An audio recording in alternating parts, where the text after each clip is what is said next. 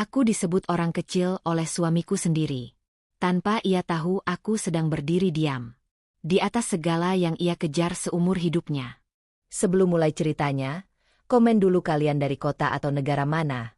Aku pengen tahu. Jangan lupa like, subscribe, dan aktifkan lonceng, supaya channel ini makin berkembang. Vika menutup pintu kamar mandi perlahan, seolah takut bunyinya akan memancing komentar baru dari luar. Uap air masih menggantung, tapi dingin sudah lebih dulu merayap ke dadanya. Kalimat Arman barusan terus berputar di kepalanya, belum juga reda, seolah masih diucapkan tepat di telinganya. Kamu itu orang kecil, Vika. Jangan sok ngatur hidup orang yang mau naik. Ucapan itu dilontarkan Arman dengan nada datar, nyaris santai, saat ia merapikan kemeja kerjanya di depan cermin. Tidak ada teriakan, tidak ada makian. Justru itulah yang membuatnya lebih menyakitkan. Seperti sebuah fakta yang menurut Arman tak perlu diperdebatkan. Vika berdiri di depan wastafel, menatap bayangannya sendiri. Rambutnya masih basah, wajahnya pucat, dan matanya tampak lebih tua dari usia sebenarnya. Ia mencoba menarik napas panjang, tapi yang terasa justru sesak yang sudah dikenalnya sejak lama. Sesak yang dulu sering muncul saat ia masih kecil, ketika orang-orang dewasa berbicara seolah ia tidak ada.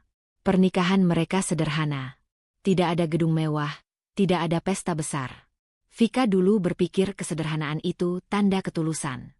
Arman memegang tangannya saat akad dengan janji akan bekerja keras agar mereka tidak diremehkan siapapun. Kini, janji itu berubah arah. Arman memang bekerja keras, tapi yang pertama kali ia rendahkan justru istrinya sendiri. Di ruang tengah, suara Arman kembali terdengar. Aku telat. Jangan nanya macam-macam. Fokus aja urus rumah. Itu kapasitasmu. Vika tidak menjawab. Bukan karena setuju, tapi karena tubuhnya sudah terbiasa membeku setiap kali nada itu muncul. Ia tahu, jika ia membuka mulut sekarang, suaranya akan bergetar. Dan getar itu akan menjadi bahan ejekan baru. Pintu depan tertutup. Sunyi jatuh dengan berat. Vika merosot duduk di tepi tempat tidur. Dadanya naik turun tak beraturan. Ia menekan telapak tangannya ke mata, mencoba menahan air yang mendesak keluar. Dalam kepalanya, suara-suara lama ikut menyela, guru yang meremehkannya, kerabat yang bilang ia tak akan jadi apa-apa, tawa kecil yang selalu muncul setiap kali ia bermimpi terlalu tinggi. Ia mengeluarkan ponsel dari laci, jarinya gemetar saat mencari satu nama yang selalu ada di sana. Rina. Tak sampai 3 dering, suara di seberang terdengar. Vi, kamu kenapa? Hanya 2 kata itu yang dibutuhkan Vika. Pertahanannya runtuh. Tangis yang sejak tadi ditahan akhirnya lolos. Pendek-pendek, seperti napas orang tenggelam. Aku capek, Rin, katanya lirih. Aku nggak tahu harus kuat sampai kapan. Rina tidak langsung menyela. Ia sudah terlalu mengenal Vika untuk tahu kapan harus bicara dan kapan cukup mendengarkan. Arman lagi? Tanyanya akhirnya. Suaranya tegas tapi hangat. Vika mengangguk meski tahu Rina tak bisa melihat. Dia bilang aku orang kecil. Lagi. Ada jeda singkat. Vika bisa membayangkan Rina menghela napas di ujung sana. Itu bukan bercanda, Vi. Itu ngerendahin. Aku tahu, jawab Vika cepat, seolah membela Arman sekaligus dirinya sendiri. Tapi dia lagi tertekan soal kerjaan. Mungkin aku terlalu sensitif. Kalimat itu terasa pahit bahkan di telinganya sendiri. Rina tidak langsung menyanggah, tapi nadanya berubah lebih serius. Kamu selalu bilang begitu setiap kali dia nyakitin kamu. Sampai kapan? Pertanyaan itu menusuk tepat ke pusat ketakutan Vika. Sampai kapan ia akan terus mengecilkan dirinya sendiri agar orang lain merasa besar? Ia tidak punya jawaban. Yang ia punya hanya rasa takut kehilangan. Takut dianggap gagal lagi. Takut sendirian, takut mengulang cerita lama. Aku cuma pengen rumah ini tenang. Rin, katanya pelan. Aku nggak mau ribut. Tenang itu bukan berarti kamu diinjak, balas Rina. Kamu berhak dihargai, Vi. Minimal sama suamimu sendiri. Setelah panggilan berakhir, Vika duduk lama tanpa bergerak. Kata-kata Rina menggema, bertabrakan dengan keyakinan lama yang sudah tertanam bertahun-tahun. Ia menatap sekeliling rumah kecil itu, rumah yang selama ini ia jaga agar tetap rapi, tetap hangat, meski hatinya sendiri berantakan. Untuk pertama kalinya malam itu, sebuah pikiran kecil muncul, berbahaya karena terasa asing.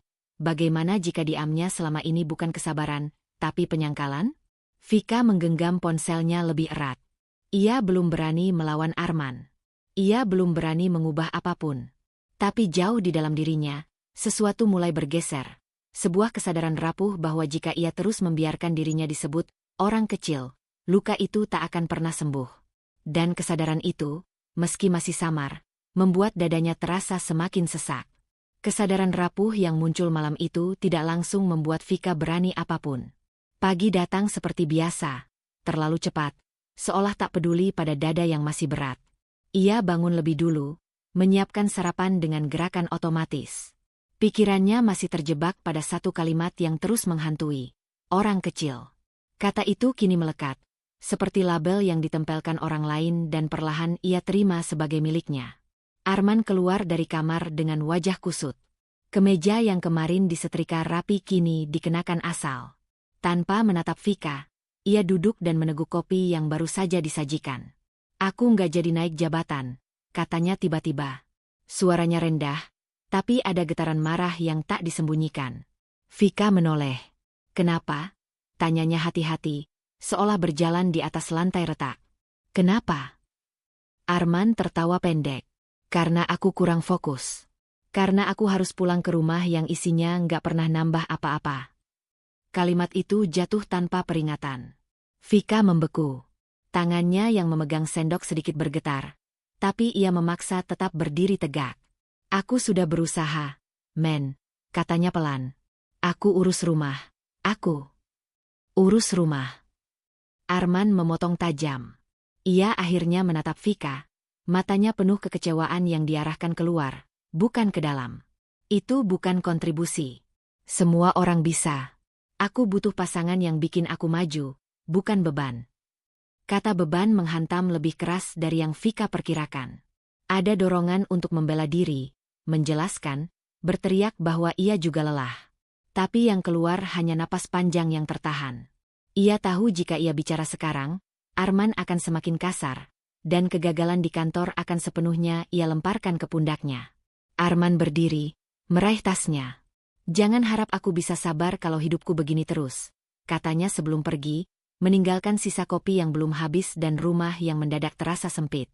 Vika duduk perlahan. Dadanya berdenyut. Ini bukan lagi sekadar kata-kata merendahkan. Ada tuduhan. Ada penempatan salah yang jelas, dan yang paling menyakitkan, ia hampir mempercayainya.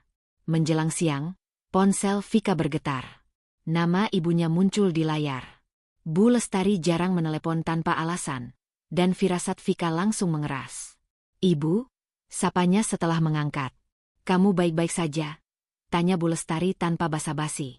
Nada suaranya khawatir, tapi juga membawa kebiasaan lama untuk mengatur. Vika ragu sejenak. Baik, jawabnya akhirnya, setengah jujur. Bu Lestari datang sore itu. Kehadirannya memenuhi ruang tamu kecil dengan aroma minyak kayu putih dan suara napas berat orang tua yang lelah. Ia menatap Vika lama, seolah membaca sesuatu di wajah anaknya yang tidak diucapkan. Arman lagi susah ya? Tanyanya. Pertanyaan itu terasa seperti kesimpulan, bukan dugaan. Vika mengangguk pelan. Kamu harus sabar, kata Bu Lestari segera. Laki-laki itu kalau karirnya terganggu, emosinya kemana-mana. Tugas istri menenangkan, bukan memperbesar masalah. Vika menunduk.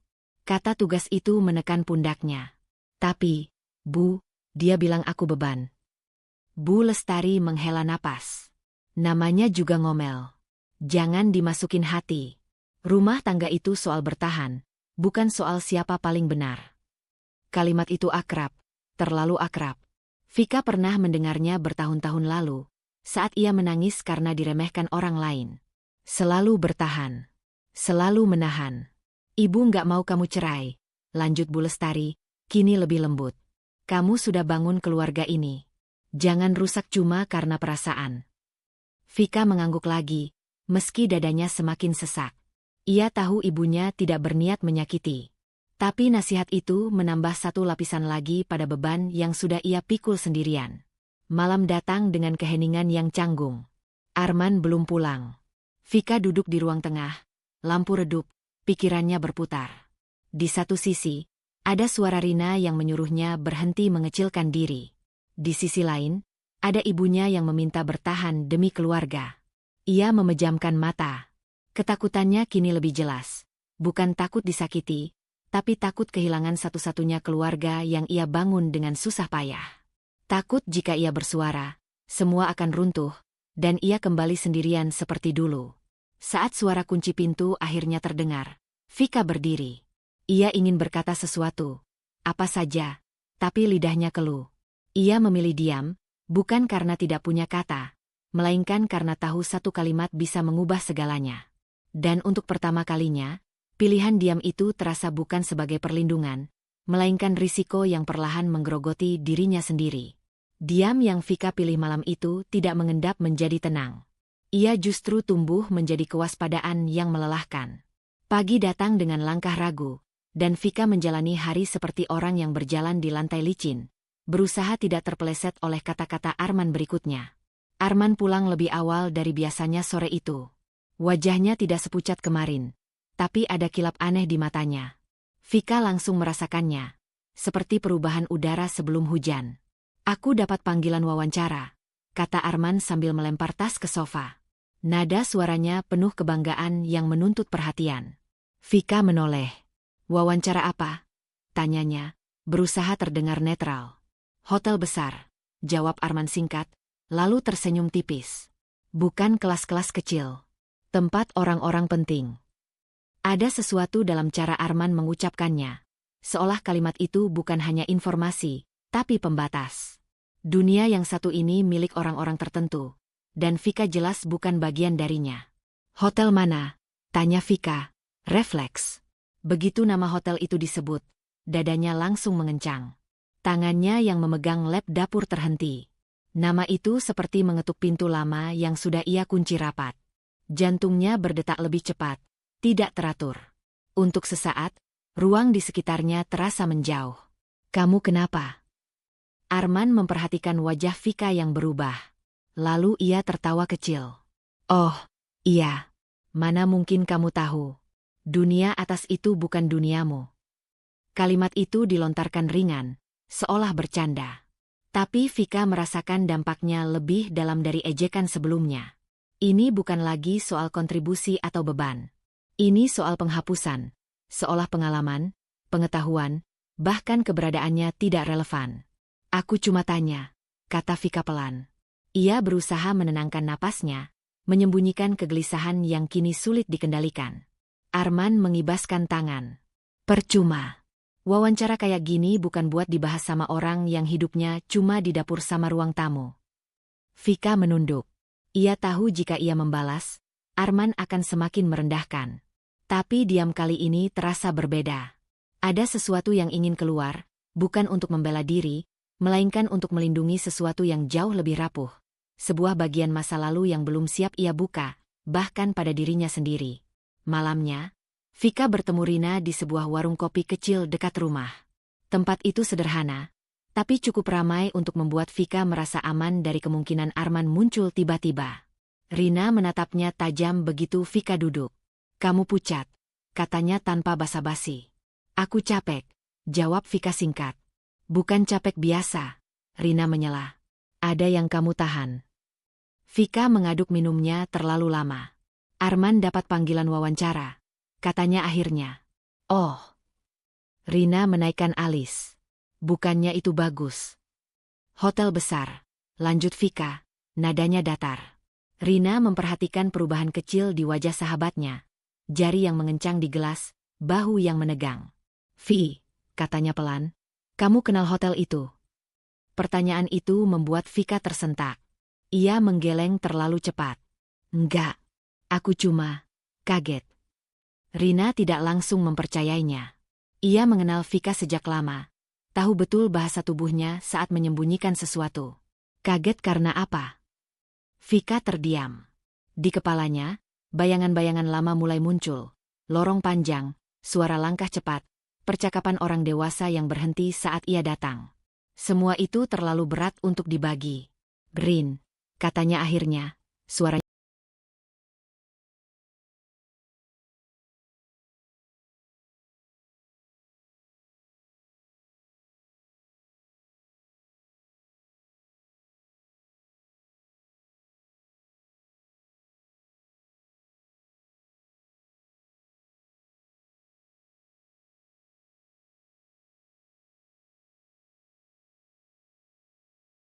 melemah. Nggak semua hal harus diceritain, kan? Rina menatapnya lama, lalu mengangguk pelan. Nggak harus, katanya. Tapi biasanya, yang paling kamu sembunyiin itu yang paling ngaruh ke hidup kamu sekarang. Kalimat itu menghantam lebih keras dari yang Vika duga. Ia menunduk, menatap pantulan wajahnya di permukaan meja yang gelap. Ada rasa takut yang berbeda kini, bukan hanya takut kehilangan keluarga, tapi takut jika masa lalu yang ia kubur akan menyeretnya ke sesuatu yang belum siap ia hadapi.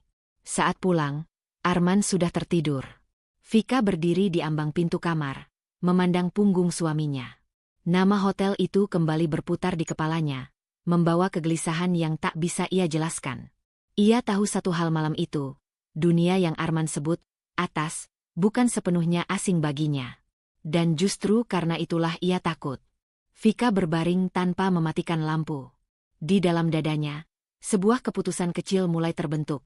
Bukan untuk bicara, belum. Tapi untuk lebih waspada. Untuk menjaga jarak dari rahasia yang mulai mengetuk keluar. Dan untuk pertama kalinya, ia sadar, jika Arman melangkah ke dunia itu, ia mungkin tak bisa terus berpura-pura tidak mengenalnya. Kewaspadaan yang tumbuh dalam diri Vika sejak malam itu tidak pernah benar-benar surut. Ia bangun dengan perasaan seperti sedang menunggu sesuatu jatuh. Tak tahu kapan, tapi yakin dampaknya akan terasa keras. Perasaan itu terbukti siang harinya, ketika ponsel di meja dapur bergetar dan nama Arman muncul di layar, disertai pesan singkat yang tidak biasa. Aku diterima. Hanya 2 kata, tanpa penjelasan. Tapi Vika tahu persis maksudnya. Hotel itu. Jantungnya berdegup lebih cepat. Ada dorongan spontan untuk membalas dengan ucapan selamat, dan ia melakukannya. Selamat, men. Kalimat itu terkirim sebelum ia sempat menimbang perasaannya sendiri. Campuran antara bangga, takut, dan sesuatu yang lebih gelap yang tak ingin ia beri nama. Arman pulang malam itu dengan langkah ringan dan senyum yang tidak ia sembunyikan. Ia membuka pintu dengan suara lebih keras dari biasanya, seolah ingin memastikan keberhasilannya terdengar. Akhirnya, katanya sambil melepas sepatu. Aku masuk juga ke tempat yang benar. Vika berdiri dari kursi. Kamu pasti capek, ujarnya, refleks yang sudah tertanam. Arman melirik sekilas. Capek itu nanti. Sekarang aku lagi naik. Kalimat itu diucapkan tanpa ragu, seperti sebuah pengumuman. Vika merasakan jarak di antara mereka melebar, meski tubuh mereka masih berada di ruang yang sama. Kamu harus tahu, lanjut Arman, suaranya berubah menjadi nada yang ia pakai saat merasa unggul. Dunia di sana beda. Orang-orangnya ambisius. Nggak semua orang bisa ngikutin. Vika mengangguk pelan. Ia tidak bertanya, tidak menanggapi. Tapi Arman tetap melanjutkan, seolah diamnya adalah undangan. Aku butuh fokus. Jadi jangan ganggu hal-hal kecil. Aku nggak mau masalah rumah ikut ke bawah ke karierku yang baru. Masalah rumah. Vika ingin bertanya apakah ia sendiri termasuk masalah itu. Tapi pertanyaan itu hanya berputar di kepalanya, tak pernah sampai ke bibir. Beberapa hari kemudian, Vika mendengar nama Doni untuk pertama kalinya. Arman menyebutnya sambil tertawa kecil. Nada yang sama sekali berbeda dari caranya berbicara pada Vika. Doni itu pinter baca situasi, kata Arman malam itu. Dia bilang, di dunia kerja, pasangan itu pengaruh besar. Istri yang lemah bisa jadi beban karir. Kata lemah kembali jatuh, kali ini membawa pembenaran dari luar. Bukan hanya pikiran Arman, tapi suara orang lain yang menguatkannya. Dia bercanda, tanya Vika hati-hati. Arman mengangkat bahu. Fakta nggak selalu enak didengar. Makanya aku bilang, kamu harus ngerti posisimu. Vika menunduk. Ada rasa panas menjalar di tengkuknya. Bukan marah sepenuhnya, tapi malu. Malu karena sebagian dari dirinya mulai bertanya-tanya apakah Doni benar. Apakah keberadaannya memang memperlambat langkah Arman. Malam itu, Vika tidak langsung tidur. Ia duduk di ruang tengah, memandangi pintu kamar yang tertutup. Di dalam kepalanya, 2 suara bertabrakan. Satu mengatakan bahwa ia pantas dihargai. Yang lain mengingatkannya pada nasihat ibunya. Bertahan, jangan merusak rumah tangga.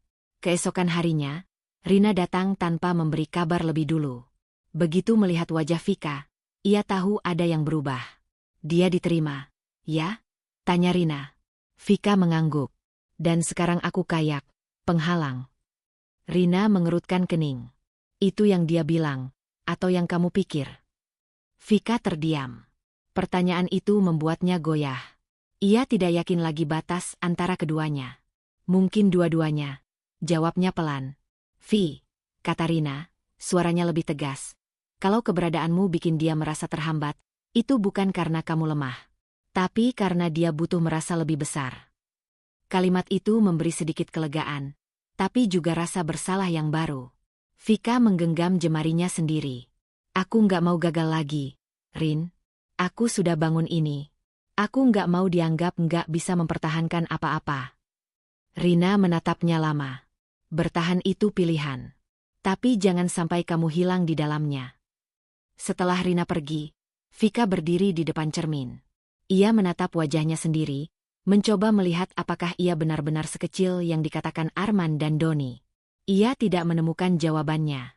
Yang ada hanya kelelahan dan rasa bersalah yang menahan kakinya tetap di tempat. Malam itu, saat Arman tertidur pulas dengan ponsel masih menyala di tangannya, pesan-pesan dari rekan kerja barunya masuk tanpa henti. Vika duduk di tepi tempat tidur. Untuk pertama kalinya, ia mempertanyakan bukan apakah ia cukup untuk Arman, tapi apakah bertahan bersamanya masih cukup adil untuk dirinya sendiri. Pertanyaan itu belum berubah menjadi keputusan. Tapi keberaniannya untuk mempertanyakannya saja sudah terasa berbahaya. Pertanyaan yang tumbuh di benak Vika sejak malam itu tidak menghilang saat pagi datang. Ia justru terasa semakin berat, menempel di setiap gerakannya. Saat Arman berangkat kerja dengan sikap tergesa dan wajah puas yang tak lagi berusaha disembunyikan, Vika berdiri di depan pintu lebih lama dari biasanya.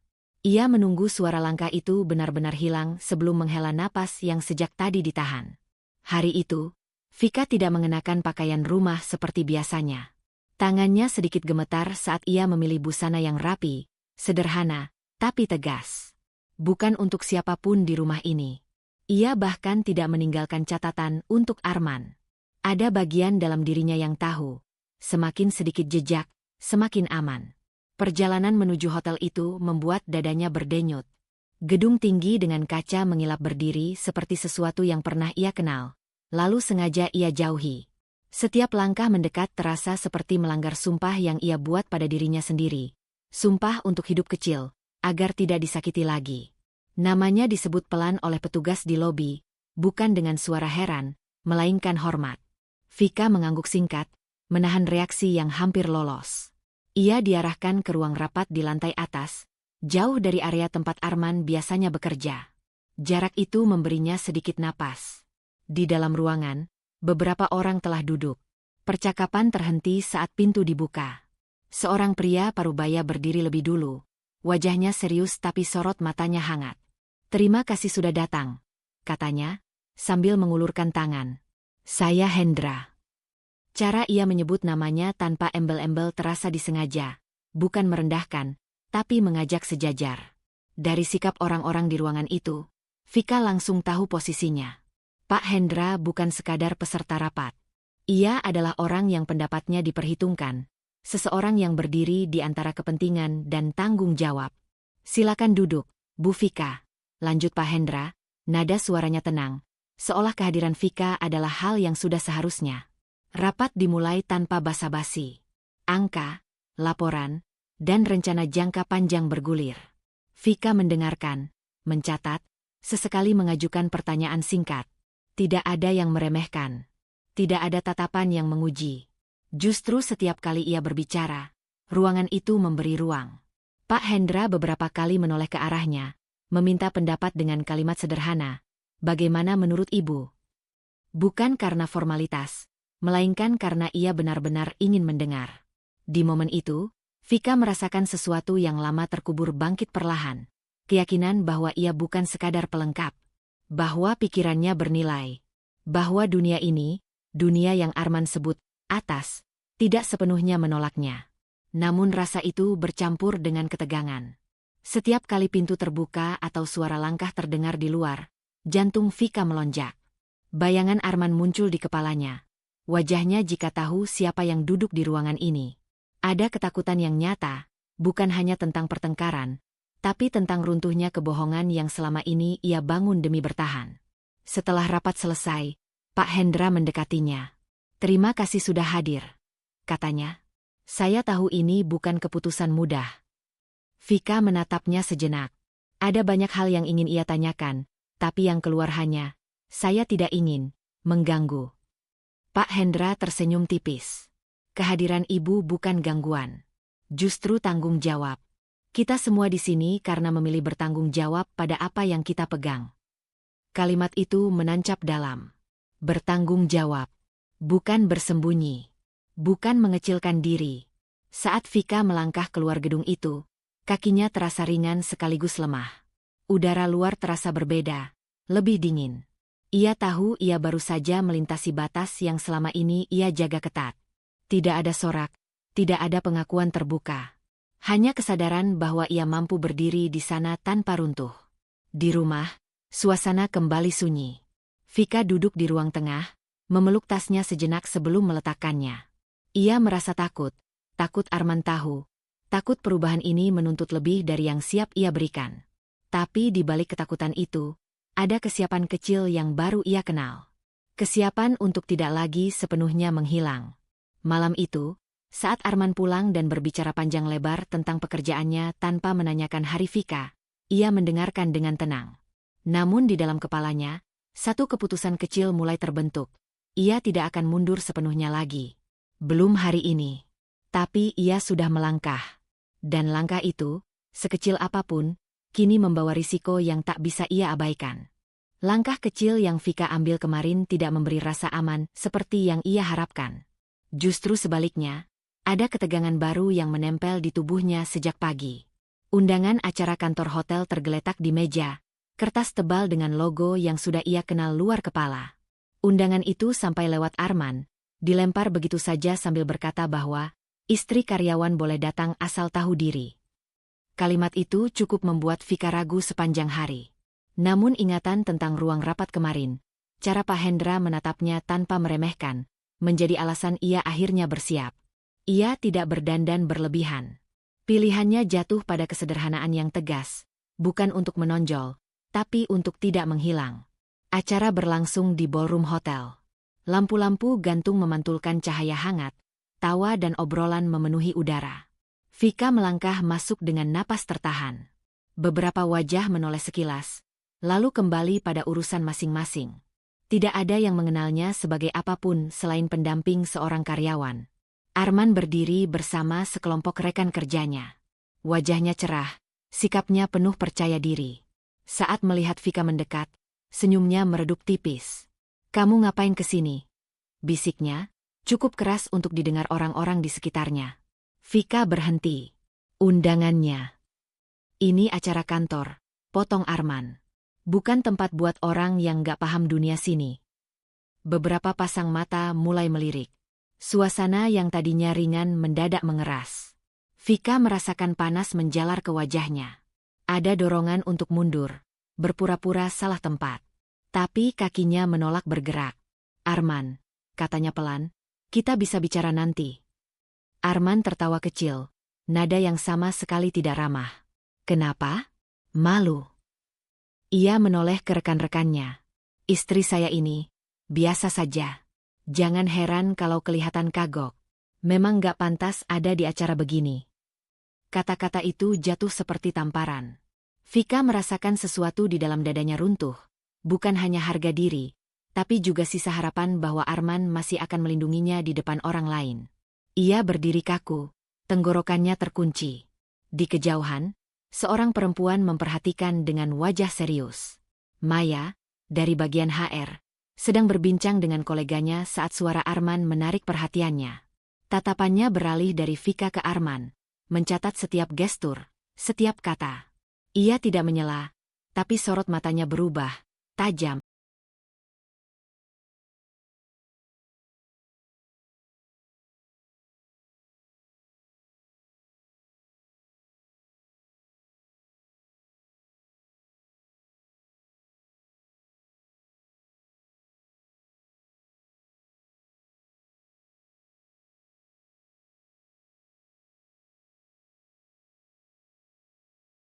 menilai.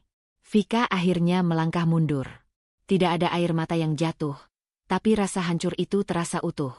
Ia berjalan menjauh dari kerumunan, mencari sudut yang lebih sepi. Tangannya gemetar saat ia meraih segelas air. Pantulan dirinya di kaca memperlihatkan wajah yang berusaha keras tetap utuh. Ia mengingat semua diam yang ia pilih, semua usaha untuk mengecil agar rumah tangganya tetap berdiri.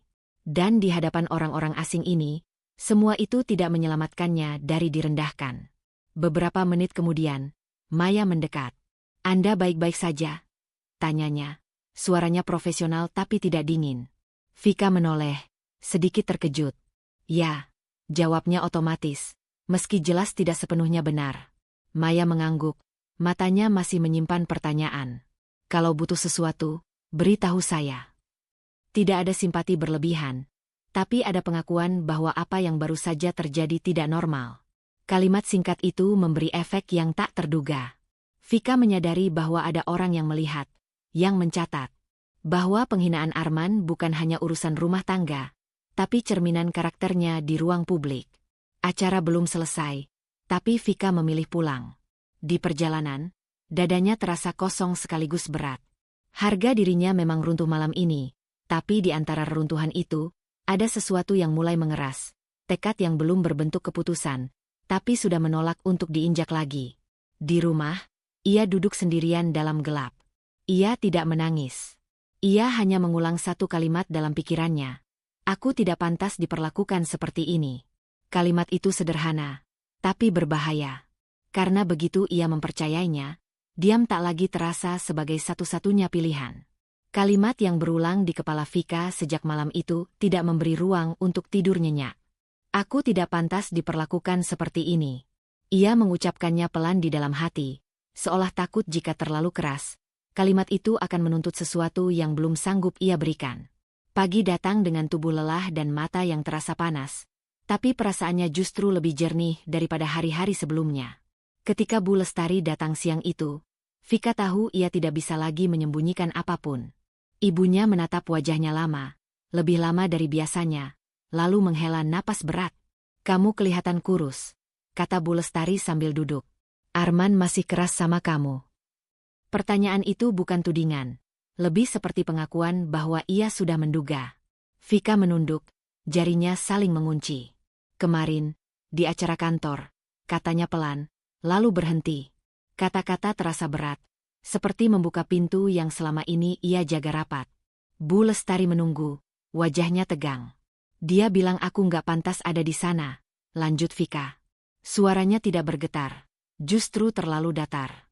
Di depan orang-orang, wajah Bu Lestari mengeras sesaat. Ada kemarahan yang singkat muncul, lalu cepat digantikan sesuatu yang lebih tua dan lebih berat. "Laki-laki kalau lagi naik karir memang suka berubah," katanya akhirnya. "Kamu harus mengerti. Jangan bikin masalah besar." Vika menatap ibunya, jantungnya berdegup lebih cepat. "Bu, itu bukan masalah kecil." Bu Lestari menghela napas, lalu meraih tangan Vika. Genggamannya kuat, penuh maksud. "Ibu tahu kamu sakit hati. Tapi pikirkan nama baik keluarga. Orang akan bicara kalau kamu ribut. Apalagi sekarang Arman lagi di atas." Nama baik. Dua kata itu jatuh seperti beban tambahan. Vika merasakan sesuatu di dadanya mengendur. Bukan lega, tapi menyerah. Ia tiba-tiba menyadari bahwa nasihat ibunya selalu sama sejak dulu. "Tahan, sabar, jangan bikin malu." Dan ia selalu menurut. "Ibu nggak mau kamu menyesal nanti," lanjut Bu Lestari. "Rumah tangga itu bukan soal bahagia terus. Kadang kita harus mengalah." Setelah ibunya pergi, Vika duduk lama di ruang tamu yang kembali sunyi. Ia menatap bekas genggaman di tangannya sendiri, menyadari betapa seringnya ia mengalah tanpa pernah ditanya sanggup atau tidak. Untuk pertama kalinya, sebuah pemahaman yang pahit muncul dengan jelas. Luka terbesarnya bukan hanya berasal dari Arman, tapi dari kebiasaan hidup untuk menyenangkan semua orang kecuali dirinya sendiri. Sore itu, Rina datang membawa 2 gelas kopi. Ia tidak banyak bicara saat melihat wajah Vika yang pucat dan mata yang kosong. Mereka duduk berdampingan, membiarkan sunyi bekerja lebih dulu. "Ibu kamu datang?" tanya Rina akhirnya. Vika mengangguk. Katanya aku harus sabar. Demi nama baik. Rina mendengus pelan. Nama baik siapa? Pertanyaan itu membuat Vika terdiam. Ia tidak pernah memikirkannya sejauh itu. Nama baik keluarga, kata ibunya. Karir Arman, kata Arman. Lalu di mana nama baiknya sendiri? Vi, kata Rina, suaranya berubah lebih serius. Kamu pernah kepikiran gak, hidup ini buat siapa? Vika menoleh. Aku cuma takut, katanya jujur. Takut dianggap gagal. Takut sendirian. Rina mengangguk, seolah memahami. Takut itu wajar. Tapi kalau kamu terus hidup buat nyenengin orang lain, kamu akan kehilangan diri kamu sendiri sebelum kehilangan siapapun. Kalimat itu menghantam tepat sasaran. Vika merasakan dadanya menghangat, bukan oleh harapan, tapi oleh keberanian kecil yang mulai muncul. Aku nggak tahu caranya milih diriku sendiri, katanya lirih. Sejak kecil aku selalu diajarin bertahan. Rina menatapnya penuh, tidak menghakimi. Milih diri sendiri itu bukan berarti ninggalin semua orang sekarang juga. Kadang itu cuma berarti berhenti nyakitin diri sendiri. Vika menghela napas panjang. Untuk pertama kalinya, ia tidak langsung menolak gagasan itu. Ia membiarkannya tinggal, meski terasa asing dan menakutkan. Malam itu, saat Arman pulang dan langsung masuk kamar tanpa menyapanya, Vika berdiri di ambang pintu. Ada banyak kata yang ingin ia ucapkan, tapi ia tahu malam ini bukan waktunya. Yang berubah bukan tindakannya, melainkan cara ia memandang diamnya sendiri. Diam tidak lagi terasa sebagai kewajiban, tapi pilihan sementara. Dan di dalam pilihan itu, ada tekanan baru yang mulai menuntut. Berapa lama lagi ia sanggup hidup dengan mengorbankan dirinya sendiri? Tekanan yang menggantung sejak malam-malam terakhir tidak lagi samar. Ia kini terasa seperti jam yang berdetak terlalu keras di kepala Vika. Pertanyaan tentang berapa lama ia sanggup mengorbankan dirinya sendiri belum terjawab, tapi keadaan mulai memaksanya memilih lebih cepat dari yang ia duga. Arman pulang larut malam dengan wajah puas dan aroma alkohol tipis yang menempel di kemejanya. Ia menjatuhkan tubuhnya ke sofa, menyandarkan kepala sambil tertawa kecil sendiri. Kamu tahu enaknya kerja di tempat besar, katanya tanpa menunggu Vika bicara. Fasilitasnya nggak ada habisnya. Vika berdiri di dapur. Tangannya berhenti mengaduk teh. Maksudnya? Arman menoleh, matanya menyipit penuh kepuasan. Ruang meeting bisa dipakai buat urusan pribadi, makan bisa dibebankan ke kantor. Toh nggak ada yang ngecek detail. Ia tersenyum miring. Kalau pintar, sistem itu bisa dimanfaatin. Kata dimanfaatkan membuat perut Vika mengeras. Ia melangkah mendekat, suaranya ditahan agar tidak bergetar. Itu, boleh. Arman tertawa. Kali ini lebih keras. Kamu terlalu polos. Semua orang melakukannya. Lagi pula, siapa yang berani nyentuh aku? Aku bagian dari tim yang lagi naik. Ada keangkuhan baru dalam cara ia berbicara, keyakinan bahwa ia kebal. Vika menatap wajah suaminya, berusaha mengenali orang yang dulu berjanji akan membangun hidup bersama. Yang ia lihat kini adalah seseorang yang merasa dunia berutang padanya. Dan karenanya boleh dilanggar sedikit demi sedikit. Kamu harus jaga sikap, kata Vika akhirnya, hampir seperti permohonan. Arman mendengus. Lihat tuh, mulai lagi kamu. Jangan bawa mental orang kecil ke duniaku. Kalimat itu tidak lagi melukai seperti sebelumnya. Kali ini, Vika justru merasakan sesuatu yang lebih dingin. Jarak. Ia menyadari bahwa Arman tidak hanya merendahkannya, tapi juga menormalisasi sesuatu yang salah. Dan itu menakutkan. Beberapa hari kemudian, sebuah pesan singkat masuk ke ponsel Vika. Nama Pak Hendra tertera di layar, tanpa basa-basi. Bisa bertemu sebentar? Mereka bertemu di ruang kecil yang tenang di hotel, jauh dari keramaian. Pak Hendra tidak berputar-putar. Ia menatap Vika dengan keseriusan yang membuat dadanya menegang. Ada hal-hal yang mulai terlihat, katanya perlahan. Dan biasanya, yang merasa paling aman adalah yang paling lupa batas. Vika mengerti maksudnya tanpa perlu nama disebut. Arman? Tanyanya pelan. Pak Hendra tidak langsung menjawab. Saya tidak mencampuri urusan pribadi, katanya hati-hati. Tapi sebagai orang yang bertanggung jawab, saya percaya ibu perlu tahu satu hal. Rahasia, sekecil apapun, tidak bisa disembunyikan selamanya. Kalimat itu terasa seperti peringatan, bukan ancaman. Vika menunduk, jemarinya saling mengait. Kalau itu orang yang saya kenal, tanyanya, suaranya nyaris tak terdengar. Pak Hendra menatapnya lebih lama. Justru karena itu sulit, jawabnya. Kadang kita diuji bukan untuk memilih yang paling aman, tapi yang paling benar. Saat Vika keluar dari ruangan itu, langkahnya terasa berat. Ia duduk sebentar di bangku lobi, memperhatikan orang-orang berlalu lalang. Di kepalanya, dua wajah bertabrakan, Arman sebagai suami yang ia lindungi selama ini, dan Arman sebagai karyawan yang mulai menyalahgunakan kepercayaan. Malam itu, Vika tidak langsung menegur Arman. Ia memperhatikannya dengan cara baru, cara seseorang yang mulai melihat pola. Ponsel yang selalu disembunyikan, tawa yang terlalu percaya diri, cerita-cerita kecil tentang keuntungan yang seharusnya tidak ada. Ia teringat nasihat ibunya tentang bertahan demi nama baik. Tapi untuk pertama kalinya, ia bertanya pada dirinya sendiri, nama baik siapa yang sedang ia jaga jika ia membiarkan ini terus terjadi? Di kamar, Arman tertidur cepat. Vika duduk di tepi tempat tidur, menatap punggungnya. Ada kasih yang masih tersisa, tapi kini bercampur ketakutan yang berbeda. Takut bahwa dengan melindunginya, ia ikut menjadi bagian dari kesalahan. Pilihan itu akhirnya muncul dengan jelas, tanpa kompromi. Melindungi suami berarti menutup mata. Menghentikannya berarti menghancurkan ilusi rumah tangga yang ia pertahankan mati-matian. Vika berdiri, berjalan ke jendela, memandang malam yang sunyi. Ia belum mengambil langkah apapun. Tapi untuk pertama kalinya, ia tahu bahwa tidak memilih pun adalah pilihan, dan konsekuensinya akan jauh lebih besar. Di dalam dadanya, tekanan baru mengeras. Waktu tidak lagi berpihak pada diam. Waktu yang tak lagi berpihak pada diam mulai menagih jawabannya sendiri. Vika merasakannya sejak pagi.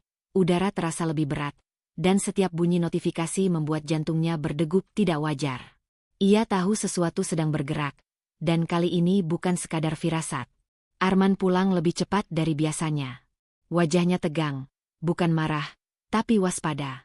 Ia meletakkan tasnya dengan hati-hati, seperti orang yang tak ingin menarik perhatian. "Kamu kenapa?" tanya Vika, suaranya datar. Arman menoleh cepat. "Nggak kenapa-kenapa."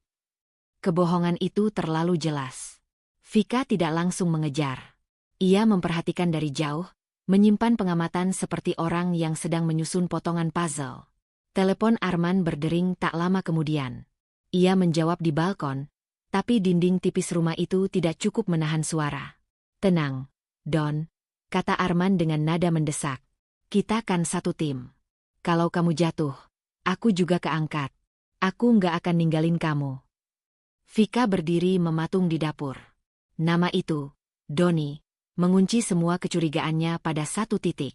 Kata-kata Arman mengalir cepat, penuh perhitungan. "Iya, pakai alasan yang sama kayak kemarin. Bilang aja semua udah disetujui. Mereka nggak mungkin bongkar semuanya." Vika merasakan darahnya dingin.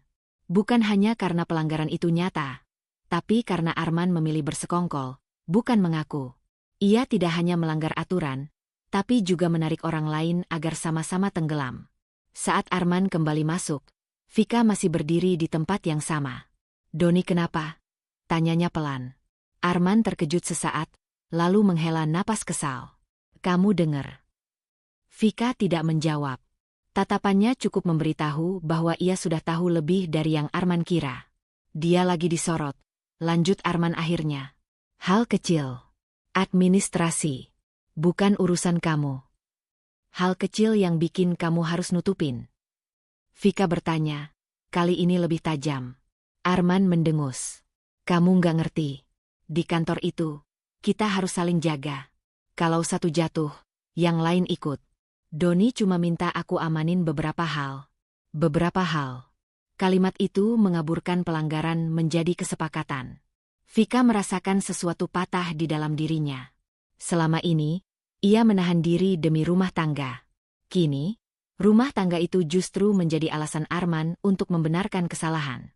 "Kamu bohong sama aku," kata Vika, suaranya nyaris berbisik. Arman menatapnya, ekspresinya mengeras. "Aku melindungi kita." "Tidak," Vika menggeleng pelan. "Kamu melindungi dirimu." Kalimat itu keluar tanpa emosi berlebih, tapi dampaknya besar. Arman terdiam sesaat, lalu tertawa singkat. Kamu terlalu dramatis. Vika tidak menjawab lagi. Ia berjalan ke kamar, menutup pintu perlahan. Di balik pintu itu, ia duduk di lantai, punggungnya bersandar, napasnya tertahan. Rasa takut yang selama ini menahannya tidak hilang, tapi berubah bentuk. Kini ia tidak lagi gemetar. Ia marah, bukan dengan ledakan, melainkan kemarahan yang dingin dan teratur. Beberapa jam kemudian, ponselnya bergetar. Pesan dari Rina masuk. Kamu nggak apa-apa? Aku dengar ada masalah di hotel. Vika menatap layar lama sebelum membalas. Aku tahu sekarang, tulisnya akhirnya. Dan rasanya, bukan cuma soal kerjaan. Rina membalas cepat. Vi, ini sudah serius. Kamu nggak bisa terus lindungi dia. Kata lindungi kembali muncul, tapi kali ini maknanya berbeda. Vika teringat peringatan Pak Hendra, tatapan Maya di acara kantor, dan kini percakapan Arman dengan Doni yang ia dengar sendiri. Semua terhubung, membentuk gambaran yang tidak bisa ia sangkal lagi. Malam itu, Arman mencoba bersikap biasa. Ia berbicara tentang rencana ke depan, tentang bagaimana semuanya akan baik-baik saja.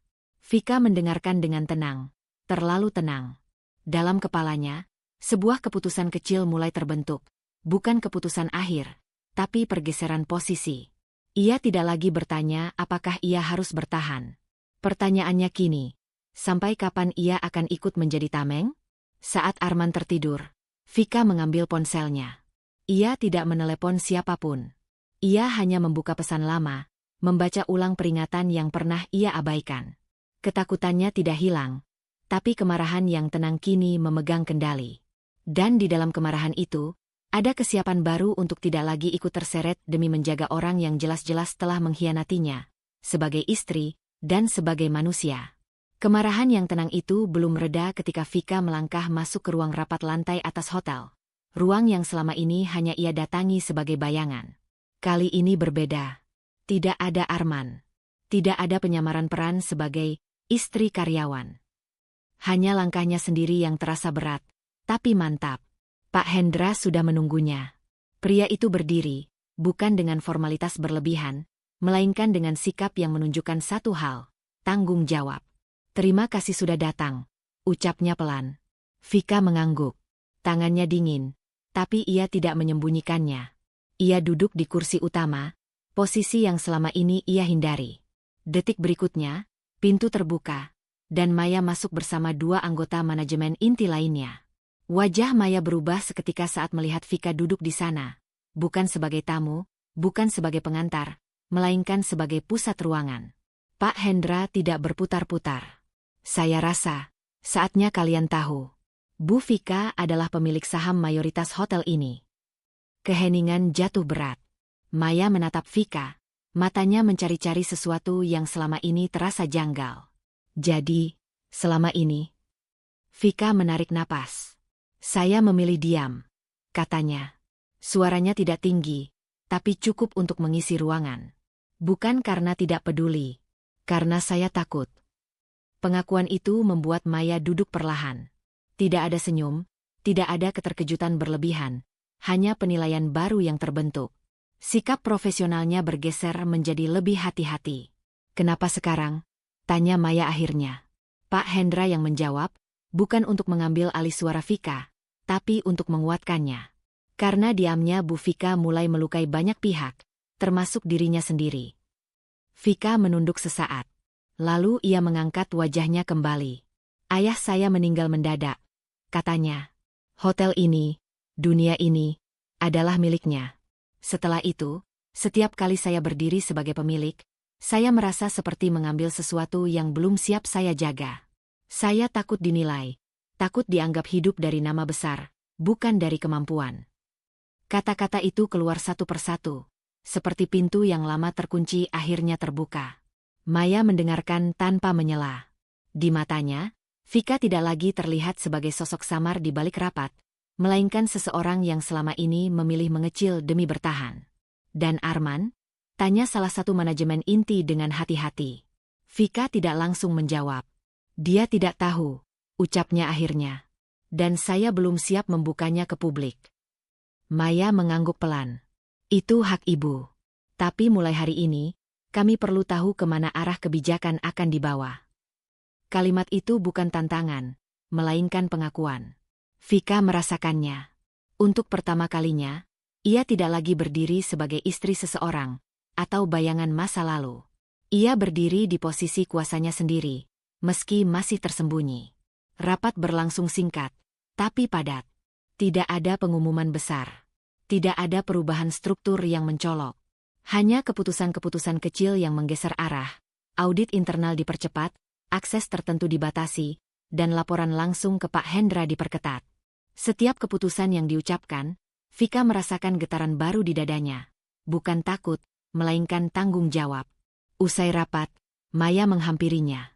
Saya minta maaf, katanya jujur. Atas penilaian saya sebelumnya. Vika menggeleng. Saya yang memilih tidak terlihat. Maya menatapnya lama. Kalau begitu, mulai sekarang, saya akan melihat. Kalimat itu sederhana, tapi efeknya besar. Vika tahu, sejak detik itu, ia tidak lagi sendirian. Dan itu menakutkan dengan caranya sendiri. Di rumah, Arman tidak menanyakan apapun. Ia sibuk dengan ponselnya, wajahnya tegang. Vika mengamatinya dari jarak yang berbeda kini. Bukan lagi dari bawah, bukan pula dari ketergantungan. Malam itu, saat Arman tertidur, Vika duduk di meja makan, membuka laptopnya. Ia menatap dokumen lama, surat kepemilikan saham yang selama ini hanya ia simpan sebagai kenangan pahit. Tangannya bergetar saat ia membuka folder baru dan memberi nama, langkah pertama. Ia belum siap mengungkapkan semuanya. Belum ke publik. Belum ke Arman. Tapi ia tahu satu hal pasti, diamnya kini bukan lagi perlindungan, melainkan pilihan yang harus diakhiri sedikit demi sedikit. Dan keputusan kecil berisiko itu dimulai malam ini. Vika menandatangani persetujuan audit lanjutan dengan namanya sendiri, tanpa gelar, tanpa pengumuman, tapi dengan keberanian yang baru tumbuh. Sejak malam Vika membuka kembali dokumen lama itu, ada sesuatu yang berubah dalam cara ia bangun setiap pagi. Bukan dunia di sekitarnya. Rumah tetap sama, suara kendaraan tetap berisik, Arman tetap berangkat kerja dengan langkah cepat dan wajah penting, tetapi posisi batinnya. Ia tidak lagi berdiri di tengah pusaran, melainkan sedikit mundur, mengamati. Perubahan itu tidak luput dari Arman. Beberapa hari terakhir, Arman pulang lebih larut. Kemejanya sering kusut, rahangnya mengeras, dan ponselnya tak pernah lepas dari genggaman. Ia menjadi mudah tersulut oleh hal-hal kecil. Sendok yang tidak berada di tempatnya, nasi yang menurutnya terlalu lembek, televisi yang menyala terlalu keras. Vika melihat semua itu tanpa komentar. Seperti menonton api kecil yang dikipasi oleh angin ciptaannya sendiri. Di kantor, bisik-bisik mulai terasa. Tidak ada yang berani bicara terang-terangan, tapi perubahan sikap rekan kerja menusuk lebih tajam dari kata-kata. Doni, yang biasanya banyak bicara dan sok berkuasa, kini jarang muncul di area kerja Arman. Jikapun ada, wajahnya tegang, tatapannya menghindar.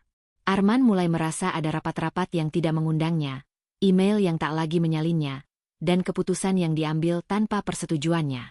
Ia tidak tahu dari mana ancaman itu datang. Dan ketidaktahuan itulah yang menggerogoti egonya. Paranoia tumbuh perlahan, tapi pasti. Setiap senyum rekan kerja terasa seperti ejekan. Setiap panggilan dari HR membuat dadanya berdebar. Ia mulai mengaitkan semuanya dengan satu hal yang paling dekat dan paling mudah disalahkan. Vika. Malam itu, Arman pulang dengan wajah muram. Ia melempar tas kerja ke sofa dan langsung menatap Vika yang sedang melipat pakaian di kamar. "Kamu ngomong apa ke orang-orang hotel?" tanyanya tanpa pembuka. Vika mengangkat wajahnya perlahan. "Maksud kamu?" "Jangan pura-pura nggak tahu," suara Arman meninggi. "Sejak kamu sering ke sana, semuanya jadi aneh. Orang-orang mulai meragukan aku. Kamu pikir aku bodoh?" Dulu, Vika akan langsung menyangkal, menjelaskan, membela diri, meyakinkan bahwa ia tidak berniat apa-apa. Tapi kali ini, ia hanya berdiri, menatap Arman dengan ekspresi yang tidak lagi memohon. "Aku nggak ngomong apa-apa," jawabnya tenang. Nada itu justru memicu kemarahan Arman. "Lihat, kamu berubah. Sekarang kamu sok tenang. Sok bersih. Kamu iri ya? Iri karena aku naik, sementara kamu tetap di tempat. Kata-kata itu seperti gema dari masa lalu. Ucapan yang dulu selalu berhasil melukai. Namun kali ini, Vika merasakan sesuatu yang berbeda. Luka itu ada, tapi tidak lagi berdarah. Ia mengenal pola ini. Ketakutan Arman sedang mencari wadah. Kamu tahu nggak? Lanjut Arman, semakin panas. Aku curiga kamu sengaja bikin aku jatuh. Biar kamu kelihatan benar. Biar kamu bisa bilang ke semua orang kalau aku ini salah. Vika menarik napas pelan. Untuk pertama kalinya, ia menyadari betapa lelahnya ia selama ini. Bukan karena Arman, tapi karena terus-menerus mencoba menyelamatkan citra seorang pria yang tidak mau diselamatkan. Aku capek, katanya akhirnya. Suaranya rendah tapi mantap. Arman terdiam. Capek apa? Capek harus selalu menjelaskan diriku ke kamu. Jawab Vika. Capek harus jadi tameng buat kecemasan kamu sendiri. Itu bukan teriakan. Bukan perlawanan besar. Tapi kalimat itu membuat Arman tertegun. Ia tidak terbiasa melihat Vika berdiri di posisinya sendiri. Jadi sekarang kamu nyalahin aku? Arman mendesis. Vika menggeleng pelan. Aku berhenti menyalahkan siapapun. Kalimat itu justru terasa lebih berbahaya. Arman melihat sesuatu di mata istrinya yang belum pernah ia lihat sebelumnya. Jarak. Bukan dingin, bukan benci, melainkan jarak seseorang yang sedang mengamati proses runtuh tanpa berniat ikut tertimpa. Malam itu, Arman tidur dengan punggung membelakangi Vika. Amarahnya tidak reda, tapi kehilangan arah. Ia tahu ada sesuatu yang salah, tapi tidak tahu di mana harus memukul. Sementara itu, Vika duduk di ruang tamu setelah Arman terlelap. Ia membuka ponselnya, membaca pesan singkat dari Maya yang masuk beberapa jam lalu. Bu Vika, audit internal dipercepat. Beberapa nama akan dipanggil minggu ini. Jantungnya berdegup lebih cepat. Ada bagian dari dirinya yang masih takut. Takut melihat Arman jatuh. Takut melihat konsekuensi nyata dari diamnya selama ini. Tapi ada juga bagian lain yang akhirnya jujur. Kejatuhan ini bukan ia yang ciptakan. Ia hanya berhenti mencegahnya. Vika membalas singkat. Terima kasih infonya. Ia meletakkan ponsel, menatap dinding kosong. Keputusan kecil itu, tidak memperingatkan Arman, tidak membelanya, tidak menghalangi proses, terasa seperti langkah di tepi jurang. Berisiko. Tapi untuk pertama kalinya, langkah itu ia ambil untuk dirinya sendiri. Di kamar, Arman tidur dengan gelisah, dikejar bayangan ancaman tanpa wajah. Dan Vika tahu, badai sesungguhnya belum datang. Ia hanya baru saja berhenti menjadi payung. Pagi itu, Vika terbangun dengan kesadaran yang tidak lagi samar. Bukan karena suara alarm atau langkah Arman di kamar mandi, melainkan oleh satu kalimat yang terus berputar di kepalanya sejak semalam. Aku berhenti menjadi payung. Kalimat itu terasa ringan saat diucapkan, namun berat ketika konsekuensinya mulai mendekat. Audit internal dimulai hari itu. Vika mengetahuinya bukan dari kabar burung, melainkan dari deretan pesan masuk di ponselnya sejak subuh. Maya menulis singkat, rapi, tanpa emosi berlebih, seperti biasa. Tapi di balik gaya profesional itu, Vika bisa membaca urgensi yang tak bisa ditunda. Di hotel, suasana berubah drastis. Koridor yang biasanya ramah kini terasa kaku.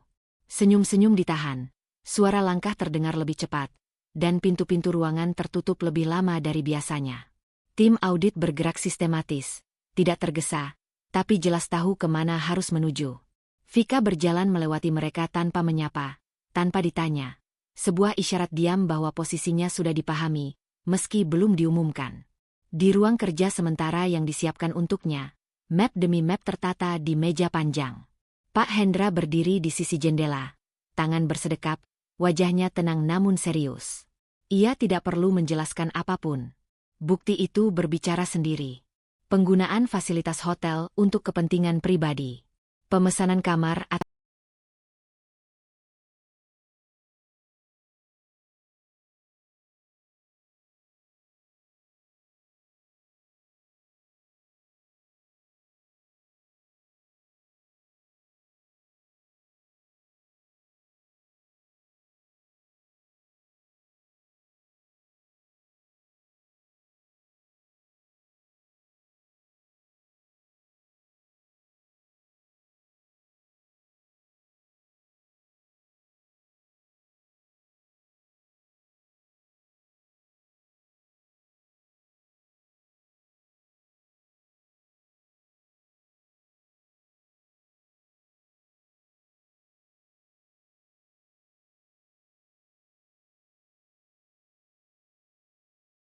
atas nama tamu fiktif.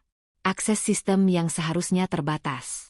Semua terhubung rapi, saling menguatkan, dan mengarah pada satu nama yang paling sering muncul dalam laporan lanjutan, Arman. Vika duduk perlahan.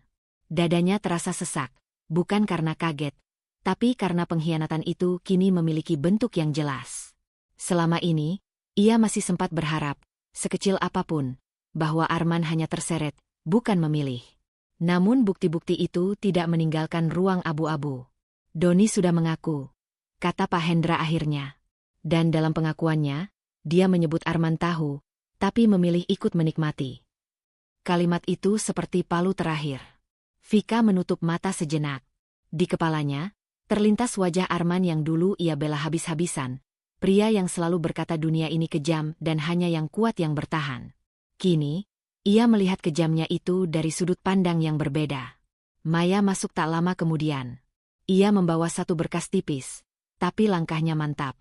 Tidak ada simpati di wajahnya, tidak ada penghakiman. Hanya profesionalisme yang dingin dan jujur. Ada satu hal yang perlu saya sampaikan langsung, ujar Maya sambil duduk berhadapan dengan Vika. Secara struktur, keputusan akhir bisa menunggu. Tapi secara etika, ada garis yang harus ditentukan sekarang. Vika menatapnya. Garis apa? Apakah Anda akan bertindak sebagai pemilik, kata Maya pelan, atau tetap bersembunyi sebagai istri? Kalimat itu tidak diucapkan sebagai ultimatum, tapi justru itulah yang membuatnya terasa lebih berat. Maya tidak menekan, tidak memaksa. Ia hanya membuka pintu yang selama ini Vika tutup rapat-rapat sendiri. Jika Anda memilih diam, lanjut Maya, audit akan tetap berjalan. Tapi keputusan akan diambil tanpa suara Anda. Dan itu akan berdampak bukan hanya pada perusahaan, tapi juga pada kredibilitas Anda, jika suatu hari nanti identitas itu terbuka. Vika mengangguk. Ia mengerti sepenuhnya. Diam tidak lagi netral. Diam kini adalah pilihan yang berpihak. Siang itu, Vika pulang lebih awal. Arman belum ada di rumah. Ia duduk di meja makan yang selama ini menjadi saksi pertengkaran sunyi mereka. Tangannya menyentuh permukaan kayu yang sudah ia lap berkali-kali, seolah ingin menyimpan rasa aman yang dulu pernah ada. Ia membuka ponsel, membaca pesan dari Arman yang masuk 1 jam lalu. Aku dipanggil audit. Kamu tahu apa-apa? Vika menatap layar cukup lama. Inilah momen yang selama ini ia tunda. Jika ia mau, ia bisa membalas dengan kebohongan kecil. Dengan peringatan samar. Dengan upaya terakhir untuk menyelamatkan sesuatu yang sebenarnya sudah retak lama. Tapi ia tidak melakukannya. Ia meletakkan ponsel, berdiri, dan masuk ke kamar. Dari lemari paling atas, ia mengambil satu map yang jarang disentuh. Dokumen kepemilikan, surat kuasa, dan satu lembar surat tulisan tangan ayahnya. Pesan terakhir yang selalu ia hindari karena takut menghadapi maknanya. Jika suatu hari kamu harus memilih antara dicintai dan menjadi dirimu sendiri, tulis ayahnya, pilihlah yang membuatmu bisa bercermin tanpa menunduk. Air mata Vika jatuh, tapi tidak ada sesal di sana. Hanya perpisahan yang sunyi. Sore itu, ia menghubungi Maya. Suaranya tenang, meski jantungnya berdebar keras. Aku akan datang ke rapat keputusan, kata Vika. Sebagai pemilik. Telepon ditutup. Dunia tidak runtuh seketika. Tapi Vika tahu, begitu ia melangkah masuk ke ruangan itu nanti, tidak hanya karir Arman yang akan berubah, pernikahan mereka akan berada di titik yang tak bisa diperbaiki dengan diam lagi. Dan untuk pertama kalinya, Vika tidak mundur dari kenyataan itu. Pagi itu, Vika berdiri di depan cermin lebih lama dari biasanya.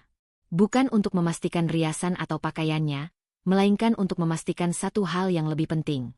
Ia tidak lagi menundukkan bahunya. Bayangan di cermin memperlihatkan perempuan yang sama, tapi dengan tatapan yang tidak lagi meminta izin pada siapapun untuk ada. Forum resmi hotel digelar di aula utama.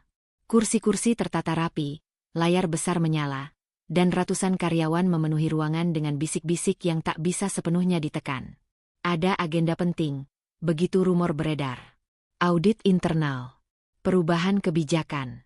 Beberapa orang sudah menebak akan ada nama besar yang jatuh, tapi tak satu pun membayangkan arah sebenarnya. Arman duduk di barisan tengah. Kemeja putihnya rapi, tapi tangannya dingin. Sejak dipanggil audit, ia hidup dalam kecemasan yang tak terucap. Ia merasa seperti sedang berdiri di lantai rapuh, tapi masih berusaha tampak yakin. Doni tidak hadir. Ketidakhadiran itu sendiri sudah cukup membuat jantung Arman berdetak lebih cepat. Pak Hendra naik ke podium lebih dulu. Suaranya tenang, berwibawa, dan tanpa basa-basi. Ia memaparkan hasil audit secara singkat namun tegas. Setiap kalimatnya seperti palu yang memaku keheningan ruangan. Beberapa kepala tertunduk. Beberapa wajah memucat. Nama Arman disebut, tidak dengan emosi, tidak dengan dramatisasi, hanya sebagai bagian dari rangkaian fakta. Arman menegakkan punggungnya. Ia masih berpikir ini bisa dinegosiasikan. Ia masih percaya dunia selalu berpihak pada yang tahu cara bicara. Lalu Pak Hendra berhenti sejenak. Sebagai bagian dari transparansi dan tanggung jawab, katanya, ada satu hal yang perlu kami sampaikan secara terbuka hari ini. Lampu aula sedikit meredup. Pintu samping terbuka. Vika melangkah masuk. Tidak ada gaun mencolok. Tidak ada langkah tergesa. Ia berjalan lurus ke depan dengan sepatu datar dan setelan sederhana. Namun setiap langkahnya terasa lebih berat dari sebelumnya. Bukan karena takut, tapi karena makna yang dibawanya. Maya berdiri dari kursinya dan memberi isyarat hormat kecil. Beberapa manajer mengikuti. Bisik-bisik berubah menjadi gumaman bingung. Perkenalkan, lanjut Pak Hendra, Ibu Vika adalah pemilik mayoritas dan pemegang keputusan tertinggi di hotel ini. Ruangan seperti kehilangan udara. Arman membeku. Ia menatap Vika, matanya membesar, rahangnya mengeras. Wajah yang setiap malam ia rendahkan, suara yang ia anggap kecil, kini berdiri di posisi yang selama ini ia puja dan kejar. Ingatan-ingatan lama berloncatan di kepalanya. Kata-kata yang pernah ia ucapkan, ejekan tentang orang kecil, tawa sinis saat Vika bicara tentang harga diri. Semua itu kini berbalik arah. Vika berhenti di samping podium. Tangannya sedikit gemetar, tapi suaranya tidak. Saat ia berbicara, aula kembali sunyi. Aku tidak berdiri di sini untuk mempermalukan siapapun, katanya, menatap seluruh ruangan, lalu, tanpa menghindar, menatap Arman. Aku berdiri di sini karena tanggung jawab. Arman berdiri tanpa sadar. Kursinya berdecit keras, memecah keheningan. Beberapa orang menoleh dengan napas tertahan. Vika, ini pasti salah paham, ucapnya terbata. Ego dan ketakutan bercampur jadi satu. Kenapa kamu nggak bilang dari awal? Pertanyaan itu menghantam lebih keras daripada tuduhan apapun. Vika tidak langsung menjawab.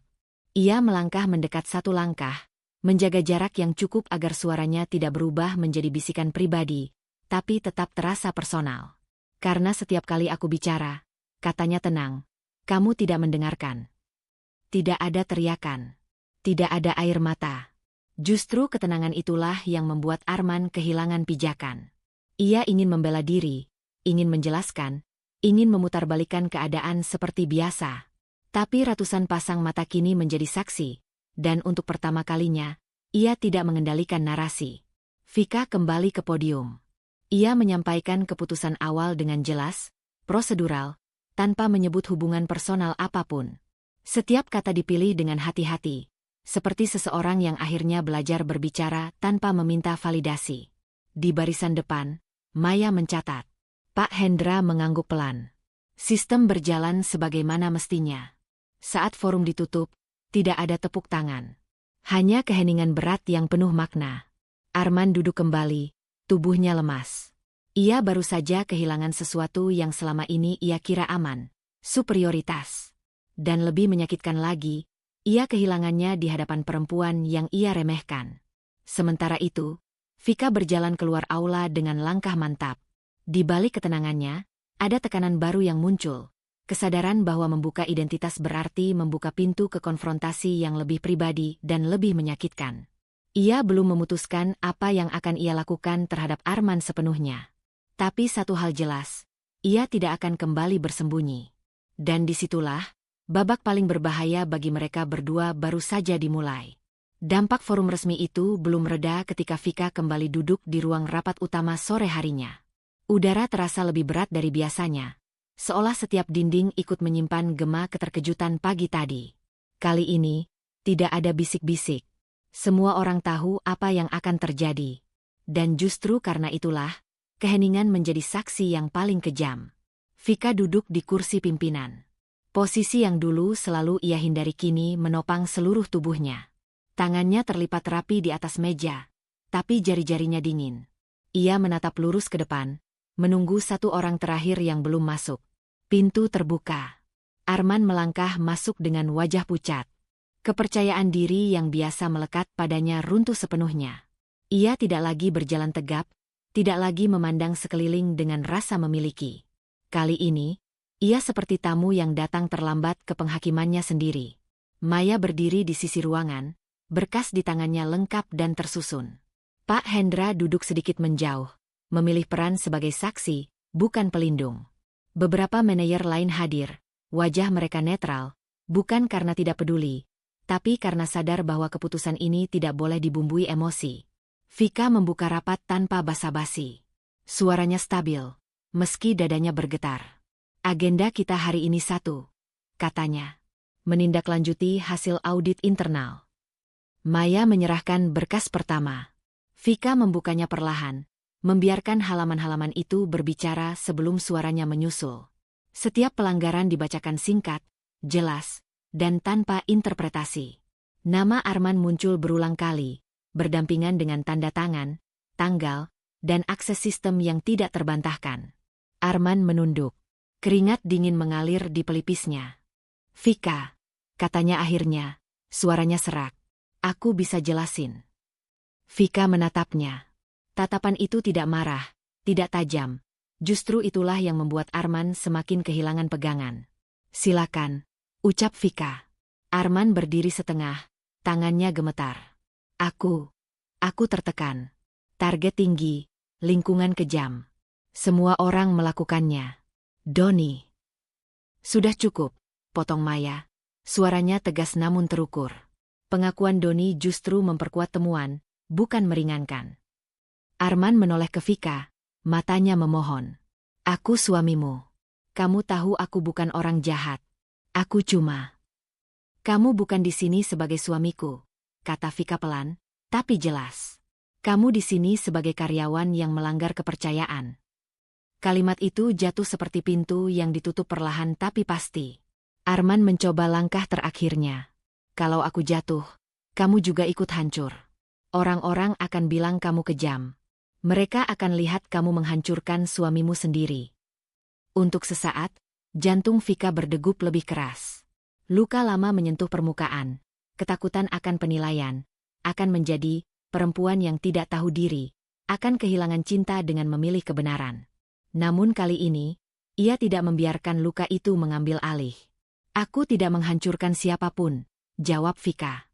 Keputusan ini adalah konsekuensi dari pilihanmu sendiri. Ia mengangguk kecil ke arah Maya.